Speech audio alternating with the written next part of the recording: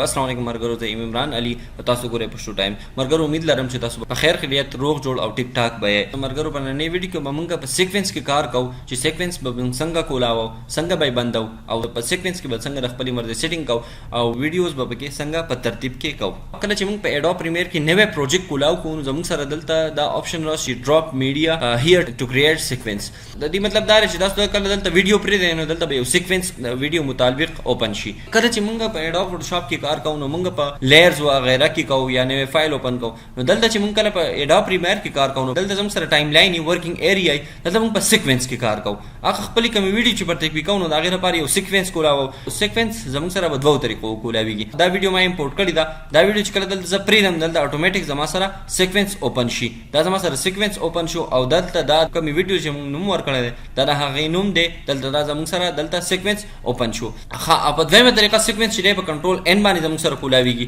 ها بیا کله موږ فایل ته لاړ شو فایل کې په نیو باندې کلیک کو په نیو کې دلته راشو سیکوینس باندې کلیک کو انټر دباو کو نو دلته زموږ سره سیکوینس نمبر 10 دلته زموږ سره اوپن شو کله چې موږ غواړو چې دا سیکوینس ز بندوم په دې کراس بٹن باندې چې کله کلیک کم دا زما سره کلوز شي په دې باندې هم کلیک کم نو دا زما سره کلوز شي وسوال غواړم چې زه خپل مرزي سیټینګ مطابق یو سیکوینس اوپن کوم نو دا غي لپاره مې کنټرول ان دباو کو د کیبورډ نه او دلته براشو دلته زموږ سره مختلف چې دا کوم سیټینګز دي دا د دې سیکوینس مطابق دي دلته موږ هر قسمه د خپل مرزي کا غواړو ای ډبل آر آی دی ای وی سی دی ای وی سی ایچ डी فایل کو اوپن کول غواړو ډي وی 24 دی زموږ سره دلته ډي وی پال له بیا ایچ डी وی دی څه قسمه فایل چې موږ اوپن کول غواړو د خپل مرزي اوپن کول شو وز غواړم چې ایچ डी فایل کول غواړم نو ایچ डी وی ته بلاشم ایچ डी وی 720 پی 25 باندې کلیک کوم نو دلته انټر به دباو کوم نو زما سره دلته زمانه مرزي مطابق سیکوینس نمبر 14 دلته زما سره اوپن شو خدلته وځه کله چې ویډیوز راوړم دلته مالي آپشن نه کوي چې ګور هغه آپشن سره دلته می دا ویډیو ما امپورټ کړی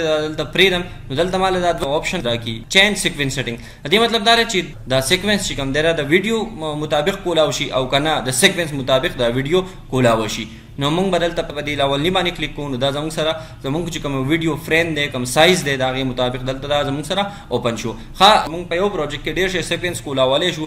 10-12 سیکوینسونه چې موږ غواړو کولولې شو او په هر سیکوینس کې موږ جدا جدا پروجیکټ کې خو دې شو په جدا پروجیکټ کې کار کولې شو ویډیوز وغیرہ په ترتیب کې کولې شو او